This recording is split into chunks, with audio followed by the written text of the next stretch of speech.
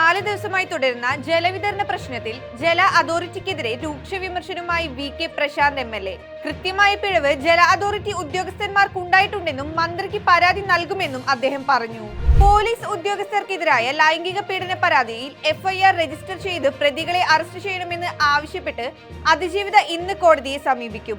പരാതി കൊടുത്ത് 3 ദിവസം പൂർത്തിയായിട്ടും FIR രജിസ്റ്റർ ചെയ്തിരുന്നില്ല. ഇതോടെയാണ് കോടതിയെ സമീപിക്കാൻ തീരുമാനിച്ചത്.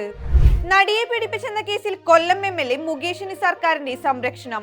മുകേഷിന് പ്രിൻസിപ്പൽ സെഷൻസ് കോടതി മുൻകൂർ ജാമ്യം അനുവദിച്ചതിനെതിരെ സർക്കാർ അപ്പീൽ നൽകില്ല. പ്രത്യേക അന്വേഷണ സംഘം നൽകിയ കത്ത് പ്രോസിക്യൂഷൻ മടക്കും. കർണാടകയിലെ ഷിരൂരിൽ കാണാതായ അർജുനായുള്ള തിരച്ചിലിന് ഡ്രഡ്ജർ എത്തിക്കാൻ വൈകിയേക്കും. കാറ്റും മഴയും തടസ്സം സൃഷ്ടിക്കുന്നതിനാൽ ഡ്രഡ്ജർ വെസൽ പുറപ്പെടുന്ന കാര്യത്തിൽ അന്തിമ തീരുമാനമായില്ലെന്ന് ഷിപ്പിംഗ് കമ്പനി അറിയിച്ചു.